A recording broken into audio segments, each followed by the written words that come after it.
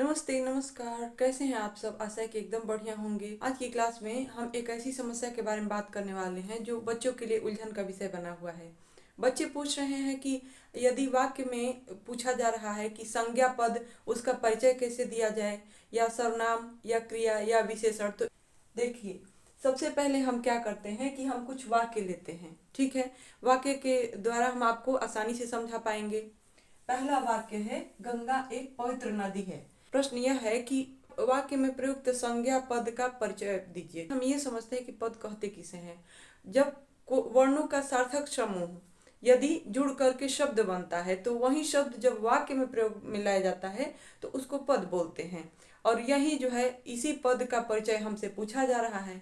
तो यदि संज्ञा पद का परिचय पूछा जा रहा है तो हम वाक्य में देखेंगे कि संज्ञा पद कौन कौन से हैं, ठीक है। सबसे पहले देखते हैं, गंगा जो है यह एक नाम है। तो कोई भी नाम अगर होता है, कोई भी नेमिंग वर्ड अगर है तो वह क्या है, नेमिंग वर्ड यानी कोई भी नाम जिससे आपका परिचय मिलता है तो वही क्या है, वही संज्ञा शब्द है। तो एक हो गया गंगा शब्द, एक हो गया नदी, ठीक है। और ये पवित्र और एक, तो ये क्या है, ये विशेषण के प्रकार हैं, ठीक है। तो इनको हम नहीं छेड़ते हैं। पहले हम देखते हैं संज्ञा शब्द। हमें सबसे पहले गंगा पद का परिचय देना है, ठीक है, क्योंकि वाक्य में प्रयुक्त जो है पहली संज्ञा है गंगा, ठीक है। तो हम देखते हैं, सबसे पहले हम क्या करते हैं कि हम इसका भेद समझते हैं। हमें सबसे पहले यह जानना होता है कि व्यक्तिवाचक, जातिवाचक, भाववाचक, समूह और द्रव्यवाचक, ये जो 5 प्रकार के जो संज्ञा शब्द हैं उनमें यह जो है किस कैटेगरी का है, सबसे पहले हमको यह समझना है, ठीक है। तो गंगा जो है यह एक नाम है, विशेष नाम है, तो यह क्या है, व्यक्तिवाचक संज्ञा। अब इसके बाद बारी आती है लिंग, वचन, कारक और क्रिया से उसका संबंध बताने की। तो हम कैसे बताएंगे, देखिए सरल शब्दों में। अब हम लिखेंगे कि उसका लिंग क्या है, स्त्रीलिंग। यदि एक वचन शब्द है तो क्या आप लिखेंगे, एक वचन।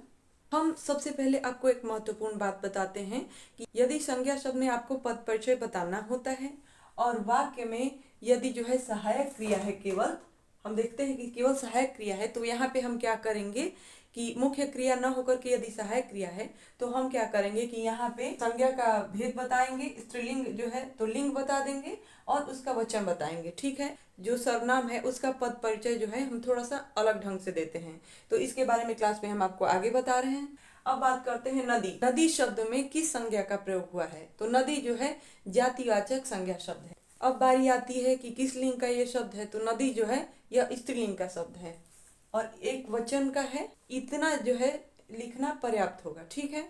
हम संज्ञा की बात करें, वो भी संज्ञा जिस संज्ञा शब्द के साथ जो है मुख्य क्रिया नहीं होती है, तो यहाँ पे ऐसे किया जाता है। यदि मुख्य क्रिया होती तो हमको लिखना होता कि ये जो कर्ता कारक है या जो भी कारक होता वो कारक हमको संज्ञा शब्द में लिखना होता, और उसके अलावा किस क्रिया से जुड़ा हुआ ये कारक है वो भी, क्रियापद को भी हमको लिखना होता है कि ये मुख्य क्रिया जो है उस पद को लिखेंगे और उसके बाद लिखेंगे कि उसका करता है। कोई स्टूडेंट पूछ रहा है कि पद परिचय जो है अपनी बोलचाल की भाषा में आप बताइए। तो जैसे हमसे पूछा जाता है कि आप अपना पूरा परिचय दीजिए, तो हम अपना नाम, अपने पापा का नाम का जो टाइटल होता है वो देते हैं, और इसके अलावा हम किस स्थान से हैं वो भी बताते हैं। उसी तरह से ये पद परिचय है, आप ज्यादा परेशान ना हो। हम अगले वाक्य में जो है सर्वनाम जो शब्द है उसका पद परिचय लेंगे, ठीक है। आगे देखेंगे, वह घर चला गया, तो इसमें जो है सर्वनाम पद कौन सा है, वह। यदि आपसे सर्वनाम पद का परिचय पूछा जा रहा है तो बस आप उसी पद का परिचय बताएंगे, ओके। हमको उसका भेद बताना है, यानी सर्वनाम का कौन सा भेद है इसमें, ठीक है। तो यह है अन्य पुरुषवाचक सर्वनाम। हमने सर्वनाम की जो क्लास ली है, इससे पहले प्लेलिस्ट में हमने बनाया हुआ है कि सर्वनाम जो है कितने प्रकार के हैं, तो उनमें यह है अन्य पुरुषवाचक सर्वनाम। यह शब्द, इसमें हम लिंग समझेंगे, किस लिंग का है, यह है पुल्लिंग। इसके बाद इसमें वचन कौन सा है, तो वह जो है एक वचन में है। हमको इसमें कारक भी बताना है क्योंकि जो है वह घर चला गया, इसमें जो है मुख्य क्रिया है, ठीक है।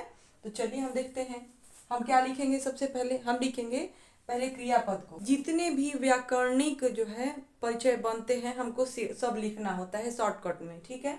तो हम देखते हैं कि क्रियापद कौन सा है, इसमें चला गया, तो इसलिए जो क्रियापद हो उसको हम लिखेंगे। और लिखेंगे कैसे, चला गया क्रियापद का कर्ता, यानी वह के बारे में हम बात कर रहे हैं। अगला वाक्य है अक्षय कुमार एक प्रसिद्ध अभिनेता हैं। इस वाक्य में न हमको संज्ञा देखना है न सर्वनाम, हमको इसमें प्रश्न दिया जा रहा है कि वाक्य में प्रयुक्त विशेषण शब्द का पद परिचय दें। ठीक है, तो हम देखेंगे कि इस वाक्य में जो है विशेषण शब्द कौन सा है, अक्षय कुमार। यह तो संज्ञा शब्द।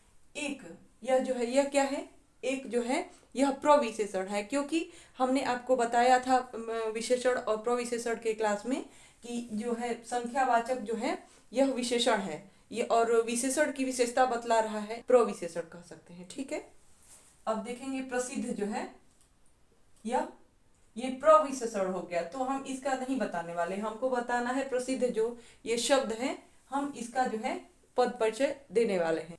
अब बारी आती है कि विशेषण के जितने भेद होते हैं उनमें ये कौन सा है प्रकार। ठीक है, तो यह है गुणवाचक विशेषण।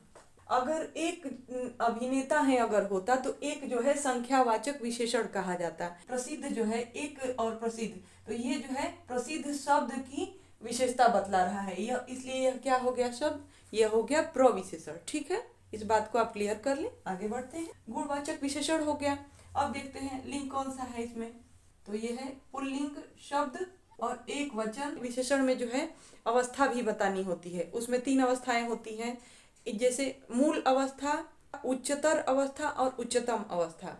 आपने विशेषण की क्लास में पढ़ा होगा कि ये जो है तीनों अवस्थाएं होती हैं, यानी अगर इंग्लिश लैंग्वेज में समझा जाए, जैसे हम लोग कहते हैं ना कि गुड, बेटर, बेस्ट, यानी एक सामान्य है, एक उससे बढ़िया है, एक सबसे बढ़िया है। तो उसी तरह से इसमें मूल अवस्था है, सामान्य जो अवस्था होती है उसको, और एक प्रसिद्ध नेता है और किसी और से कंपैरिजन किया जाता तो वहां पे होता जो दूसरा है मूलतर अवस्था। ठीक है, और सबसे प्रसिद्ध नेता है अगर लिखा होता तो यह अवस्था कौन सी होती, यह होती उच्चतम अवस्था। ठीक है, तो यहाँ पे प्रसिद्ध नेता है सिंपल लिखा गया है, तो इसलिए यहाँ पे कौन सी अवस्था है, विशेषण में हमको अवस्था बतानी है, इस बात का आप ध्यान रखें।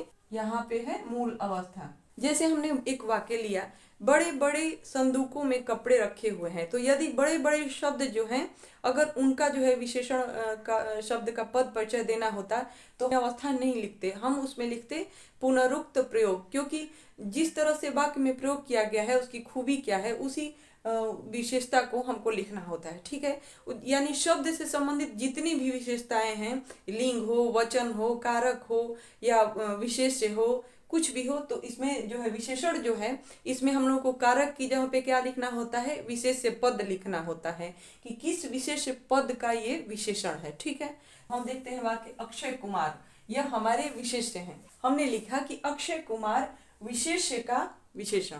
अब बारी आती है मोस्ट इंपॉर्टेंट जो सेंटेंस है उसके बारे में बात करते हैं।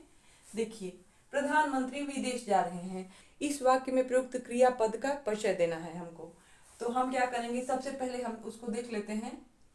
जा रहे हैं यह हमारा क्रियापद हो गया, तो हम उसको सबसे पहले लिख लेते हैं। अगर यहाँ पे जा रही है होता तो यह जो है स्त्रीलिंग शब्द होता। ठीक है, अगर यहाँ पे है तो आप यह देख कर के कंफ्यूज ना हो, अगर किसी विशेष व्यक्ति के लिए आदर सूचक हम प्रयोग करते हैं, आदर सूचक बहुवचन शब्द का, लेकिन अर्थ यहाँ पे होता है प्रधानमंत्री जो एक वचन में है, तो इसके लिए पुल्लिंग एक वचन शब्द कि हम जो कर्ता शब्द है जिसकी वह क्रिया है उसको लिखेंगे।